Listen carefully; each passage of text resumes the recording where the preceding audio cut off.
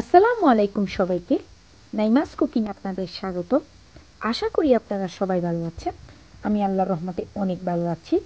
আজকে আমি আপনাদের জন্য নিয়ে এসেছি শুধুমাত্র ময়দা আর চিনি দিয়ে সবচেয়ে সহজে ঝটপট অসম্ভব মজার একটি নাস্তা রেসিপি। চলুন এখন আমরা শুরু করব। নাস্তাটি তৈরি করার জন্য একটি মিক্সিং বলে নিয়ে নিচ্ছি 2 কাপ ময়দা। আপনার চাইলে ময়দার পরিবর্তে আটা নিতে পারেন। আটা দিলে নাস্তাটি বেশি কাঁচা হয় না, সেজন্য মনে রাখতে হবে ময়দা নেওয়ার জন্য। দিয়ে দিচ্ছি হাফ চামচের মতো লবণ, দিয়ে দিচ্ছি হাফ চামচ বেকিং সোডা, দিয়ে দিচ্ছি এটা খাবার সোডা। এখন দিয়ে দিচ্ছি 4 টেবিল চামচ সয়াবিন তেল। তেলটা দেওয়ার পর ভালোভাবে ময়দার সাথে তেলটাকে ভালোভাবে মেখে নিতে হবে। হাত দিয়ে আমি 10 থেকে 15 মিনিট এভাবে ভালোভাবে তেলটাকে ময়দার সাথে মিশিয়ে নিয়েছি।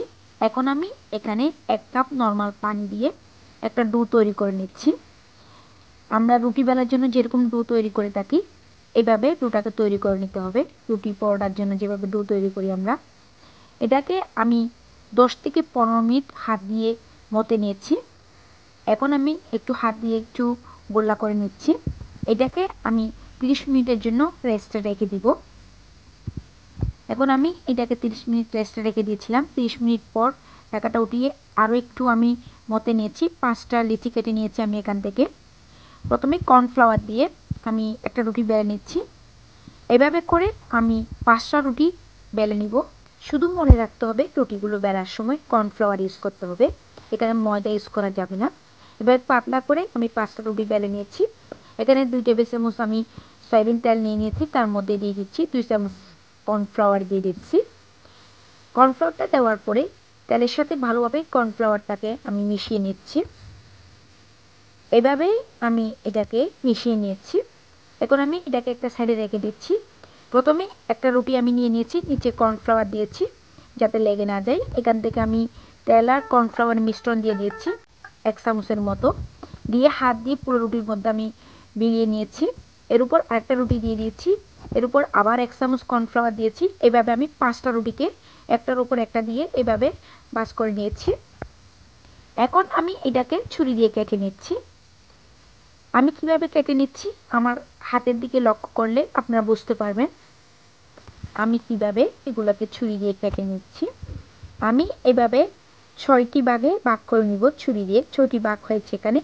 আমি প্রথমে যে বড় 2টি ভাগ আছে এগুলোকে ফোল্ড করে নিচ্ছি। প্রথমে একটা ফোল্ড করে নিচ্ছি, এর উপর আরেকটা ফোল্ড করে নিচ্ছি।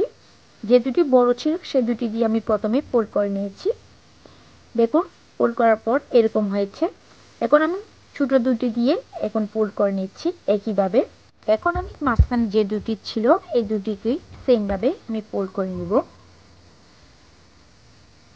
এটি খুবই সহজ, আপনারা দেখে বুঝে নিতে পারবেন। আমি একইভাবে সবগুলো নাস্তা তৈরি করে নিয়েছি। এখন আমি এটাকে একটি মিক্সিং বোলে রেখে দিচ্ছি। ঢাকা দিয়ে 10 মিনিটের জন্য রেস্টে রেখে দিয়েছি। এপাকে চুলে একটি প্যান বসিয়ে 1 কাপ চিনি দিয়ে দিয়েছি। 1 কাপ চিনির জন্য আমি 1 কাপ পানি দিয়েছি। 1 কাপ চিনির জন্য 1 কাপ পানি দিতে হবে, তার থেকে বেশি পানি দিলে শিরাটা একদম পাতলা হয়ে যাবে। আমি 3 তার বা 2 তার শিরা তৈরি করব না, 1 তার শিরা তৈরি করব। শিরার মধ্যে বরফ চলে এসেছে। এখন আমি এর মধ্যে দিয়ে দিচ্ছি 1 টেবিল চামচ লেবুর রস দিয়ে দিচ্ছি, যাতে শিরাটা নামানোর পর জমাট বেঁধে না যায়। দেখুন আমার শিরাটা হয়ে গেছে। এখন আমি আরেকটু নেড়ে ছেড়ে এটাকে নামিয়ে নিচ্ছি। 10 মিনিট পর ঢাকাটা উঠিয়ে আমি নাস্তাগুলো দেখে নিচ্ছি। নাস্তাগুলো আগের থেকে অনেক সফট হয়ে গেছে। এখন আমি কর্নফ্লাওয়ার ছিটিয়ে নাস্তাগুলো বেলে নিচ্ছি। একটু আলতো হাতে বেলতে হবে যাতে লেয়ারগুলো খুলে না আসে। আমি শুধু এক পাশে বেলে নিচ্ছি, ও পাশে আমি বেলে নিচ্ছি না। এভাবে নাস্তাগুলো বেলতে হবে। আমি ভাজার জন্য একটি প্যানের মধ্যে পর্যাপ্ত পরিমাণ সয়াবিন তেল আগে থেকে একটু গরম করে নিয়েছি। এখন আমি এর মধ্যে একটি নাস্তা দিয়ে দিয়েছি। এটাকে একটু চামচ দিয়ে, কাঁটা চামচ দিয়ে একটু আলতো হাতে নেড়ে ছেড়ে দিতে হবে যাতে লেয়ারগুলো খুলে আসে। যারা আমার চ্যানেলটি সাবস্ক্রাইব করেছেন তাদেরকে অসংখ্য ধন্যবাদ। যারা এখনো আমার চ্যানেলটি সাবস্ক্রাইব করেনি তারা আমার চ্যানেলটিকে সাবস্ক্রাইব করে রাখবেন।